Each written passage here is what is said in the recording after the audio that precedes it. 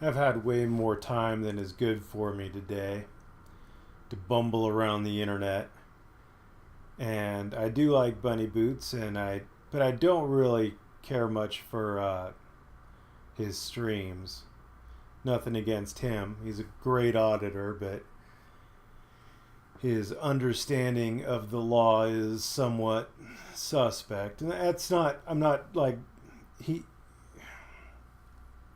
There's a reason why lawyers go to law school. There's a reason why lawyers get tested on what they know before they're allowed to practice. It's because the law is complicated, and you can't just make statements without doing a little bit of research. And I got to give Buddy Boots credit. He did do some research on this. You can get a DUI for riding a bicycle or being in a wheelchair in Oregon. Yeah, you can get a DUI for riding in a bicycle, but I don't know about that wheelchair deal. So the first place you go to see if you can get a DUI for riding in a wheelchair. See, Bunny Boots did a pretty good job. He checked out the definition of vehicle. He read the statute on driving under the influence. It said a vehicle. He looked up the definition of vehicle, and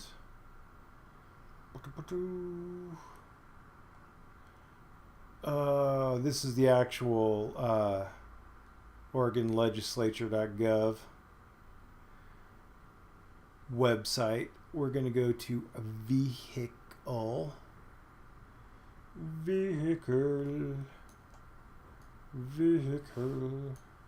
It'd be nice if they provided hyperlinks, but whatever. We're good. We're good. Won't do it that way. Well, we'll back that out of it. And we'll go to next. Vehicle means any device in, upon, or by which any person or property is or may be transported or drawn on a public highway. It includes vehicles that are propelled or powered by any means. Vehicle does not include manufactured structures. So that sounds like it could be a bicycle or a wheelchair. And it is a bicycle. I mean, I'll be straight up about that. It is a bicycle. But what you got to do is you always got to start off with exemptions. General exemptions. So we're going to do this. We're going to go to general exemptions. Next. And I'll skip right down to it. This is part 6. Devices that are powered exclusively by human power are not subject to those provisions of the vehicle code that relate to vehicles. Notwithstanding this subsection, bicycles are generally subject to the vehicle code as provided under ORS 814.400. So if it's exclusively powered by a human and it's not a bicycle, well, it's not subject to those laws or the codes that relate to vehicles. Therefore, if it's a human-powered wheelchair, we are good to go. You could drink and not have to worry about getting a DUI in a non-motorized wheelchair. What about the motorized wheelchairs? Well, they got a case on that. State of Oregon v. James Richard Green. It was decided December 29th, 2016. Defendant was convicted of a DUI for operating his motorized wheelchair in a crosswalk on a city street while intoxicated. Well, boy, this will probably tell us what's up. And because of a pedestrian statute,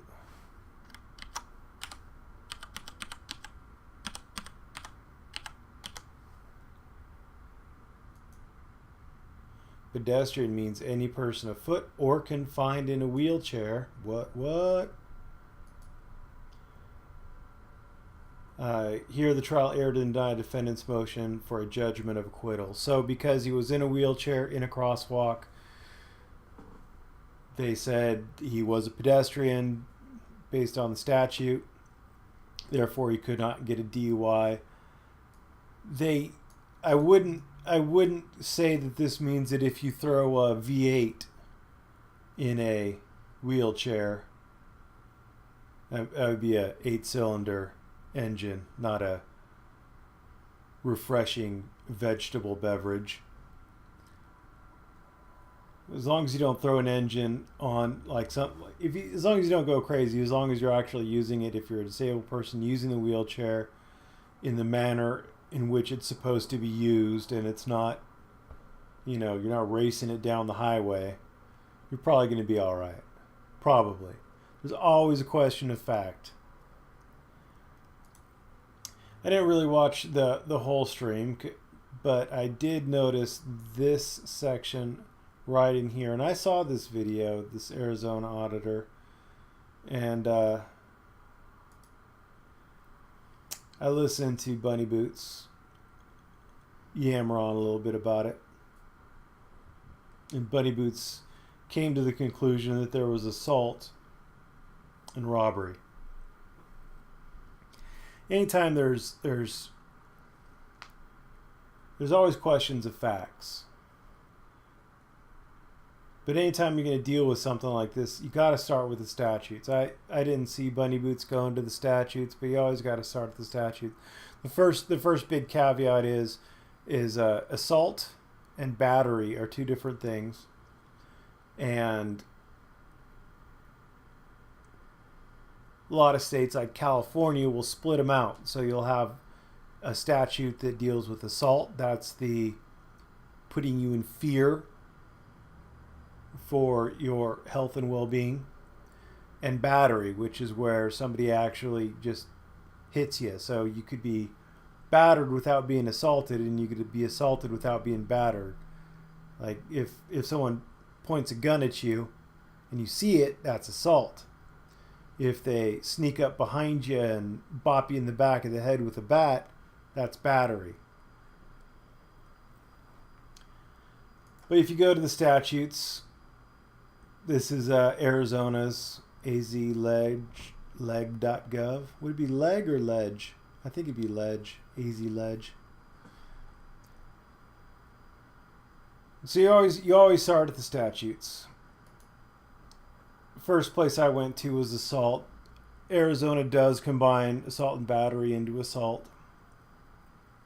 You got to read it. A person commits assault by intentionally, knowingly, or recklessly. Those are three levels of. There's 4 basic levels of mental state that will satisfy mens rea. Intentionally means you have the actual intent to do something. Like you go out specifically, in this case, it'd be specifically going out to bop someone in the nose. That's intentional. Knowingly means you know that your actions are going to cause the effect, but you're not going out to do it. So, like throwing a rock into a crowd of people, or like pushing a log down a hill and knowing it's going to roll into traffic. You're not intending to hit a car, but you know you're likely going to hit a car. Recklessly means that you just don't care. You know it could probably happen, and you just don't care. So recklessly would be you drop a rock off the back of your pickup truck as you're driving down the road, or you see a rock drop off the back of your pickup truck as you're driving down the road, and you just don't stop. You don't care. You just bebop along. People may or may not hit it. You don't know, but there it is. And then there is one other, and you might notice it's kind of ascending. Recklessly, if it's knowingly, it's also reckless. If it's intentional, it's also knowing. But there's also one really low one. It's negligently. So this one, pretty much any way that you go about causing physical injury to another person, other than just pure negligence, you're committing an assault. But in this case, there has to be physical injury. And it did not appear when I watched the video that the auditor was injured. So the next one is intentionally. So notice it's no longer knowingly or recklessly, but it's intentionally placing a person in reasonable apprehension of imminent physical injury. So that means that you intentionally make someone basically scared for their health or well-being. I don't believe that the auditor was scared or was in apprehension of imminent physical injury. But you'd also have to wonder if, I don't believe that the sergeant was intentionally doing that either. I mean, he was intentionally grabbing the camera, but I don't think he was intentionally trying to place the auditor in apprehension of imminent physical injury. That's a question of fact, obviously. I'm just saying it doesn't really seem to fit. Finally, it's knowingly touching another person with intent to injure, insult, or provoke such a person. So knowingly would actually incorporate intentionally, because if you intentionally do something, you knowingly do it. So in this case, he did knowingly touch the auditor. If you touch the camera is the extension of the auditor. It'd be the same thing as touching a jacket that the auditor was wearing. You're touching the auditor. But again, we have to deal with this intent. Did the sergeant have the intent to injure? I don't think so. Did he have the intent to insult? I don't think so. Did he have the intent to provoke the auditor into some sort of into fisticuffs or a chance medley or a physical altercation? I don't believe so. So I don't think assault actually would work. Again, it's a question of fact. Maybe the prosecutor might want to go for it, but I don't think it would work, at least not from what I'm reading here. I am not an Arizona attorney, though, so I don't know if they've defined down physical injury to include damage to cameras. Speaking of which, the next stop, you'll notice that I was just going down through, so this is 13-1203. This is 13-602. We're looking at criminal damage now. A person commits criminal damage by recklessly defacing or damaging property of another person. So remember, intentional, knowing, reckless. So if you do it intentionally, knowingly, or recklessly, if you deface the property or damage the property of another person, then this works. So this seems to fit. It wasn't negligence. The guy knew what he was doing. So, and grabbing the camera would recklessly damage it. He might not have intended to damage the camera. He might not have known he would damage the camera, but he acted in such a way that he recklessly damaged the camera. So I think this statute would fit. And depending on the value of the camera, if it's less than $250, it'd be a Class 2 misdemeanor. If it was more than $250 but less than $1,000, it'd be a Class 1 misdemeanor. I can't really imagine a video camera being worth more than $1,000, but maybe. So it'd be Class 6 felony, etc., etc. Then we got theft. And the reason why I bring up theft is to kind of set the stage for robbery. Robbery is theft with a few extra steps. And theft, this is kind of a weird statute.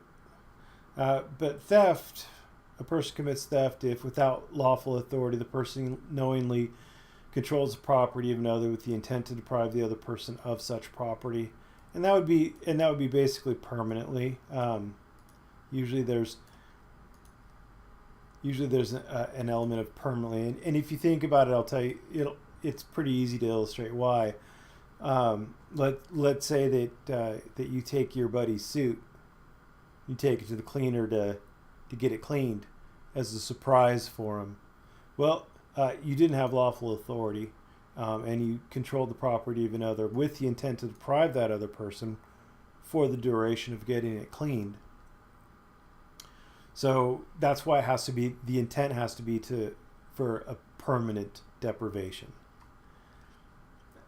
That's what we call stealing, is the permanent, taking something with the intent to permanently deprive the other person of it.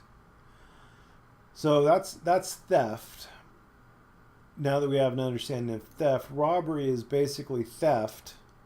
It's the taking of any property, but that's what they mean by taking of property is theft. So a person commits robbery if in the course of taking any property of another from his person or immediate presence and against his will, such a person threatens or uses force against any person with intent either to coerce surrender of property or to prevent resistance to such person taking or retaining property.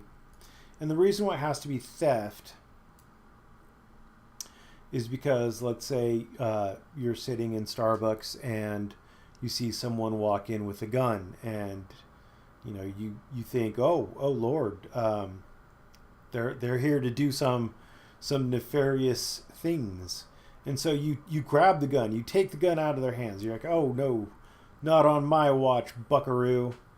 So now you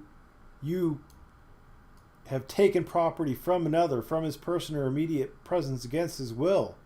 You used force to do it.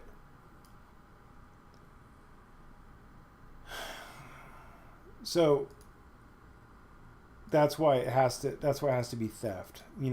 Obviously if you, in the Starbucks scenario, you weren't intending to, permanently you weren't intending to steal the gun. You were intending to just stop the person from doing anything illegal with it. So if you doubt my interpretation of that, I pulled up a nifty little Curry, Pearson, and Wooten PLC. They're attorney lawyers. They are in Tempe, I believe. Contact us.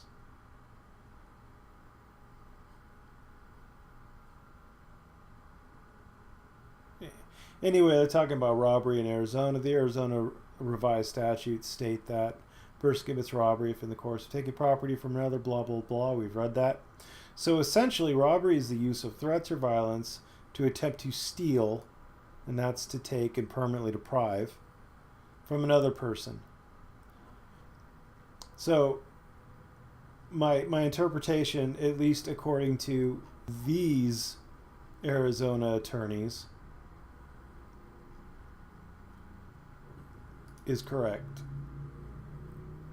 So now that we know kind of what we're talking about, and we know that it has to be the intention to take and permanently deprive, then no, it's not. It would be attempted robbery if he intended to take it away, because obviously he wasn't successful.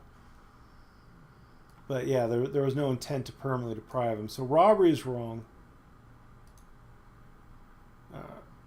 Assault is most likely wrong. The best actual law that the sergeant probably broke would be criminal damage. Anyway, that's just my 2 cents. More like $1.50 by this time. This isn't intended to be legal advice, by the way. Always talk to a lawyer. Consult with a lawyer, and don't just go to their webpage and read their free information. If you need legal advice, talk to an actual attorney.